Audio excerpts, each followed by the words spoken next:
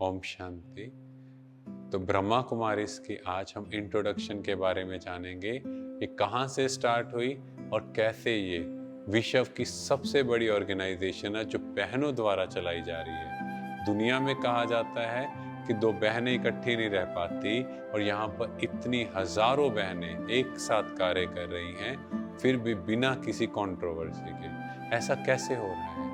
ये स्वयं भगवान का कार्य है और भगवान ने एक तन चूज किया जिसका नाम था दादा लेखराज, जिनका बहुत बड़ा बिजनेस था, हीरो का व्यापार था।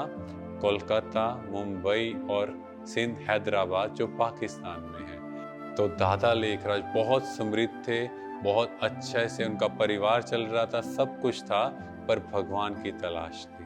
भगवान ने उन्हें सबसे पहला साक्षात कराया विष्णु का। अहम चतुर्भुजम तत्वम।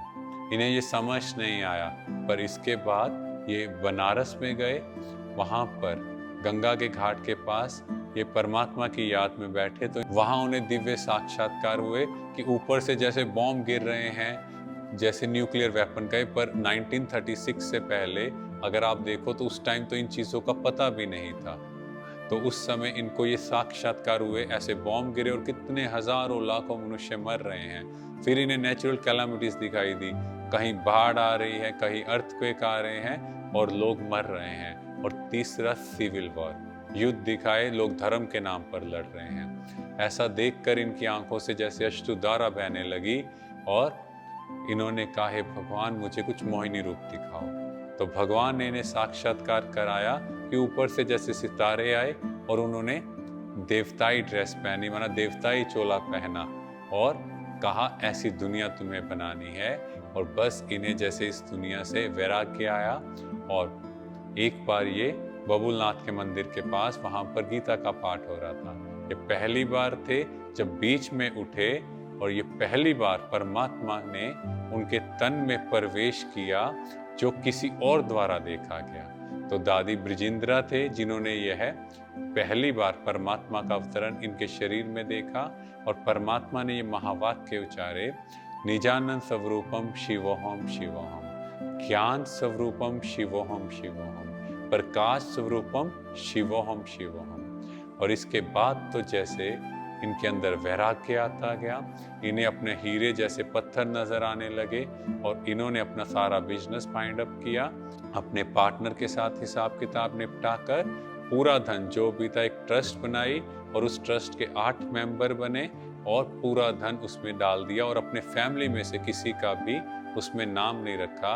और इस सत्संग में ओम की ध्वनि होती थी और बहुत से लोगों को साक्षात्कार होने लगा। और फिर वहां पर एक 17 वर्ष की कुमारी आती थी जिनका नाम था राधे, जो बहुत सुंदर ओम की ध्वनि करती थी, जिससे उनका नाम पड़ा ओम राधे।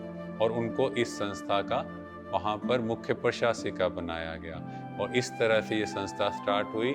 जो भी वहाँ आता था उन्हें दिव्य साक्षात्कार होते, किसी को श्री कृष्ण का, किसी को नारायण का, किसी को सतयुग का, किसी को परम धाम का। तो कुछ ना कुछ साक्षात्कार होते गए और पूरे शहर में धूम मच गई। और 1950 में ये यज्ञ भारत में ट्रांसफर हो गया।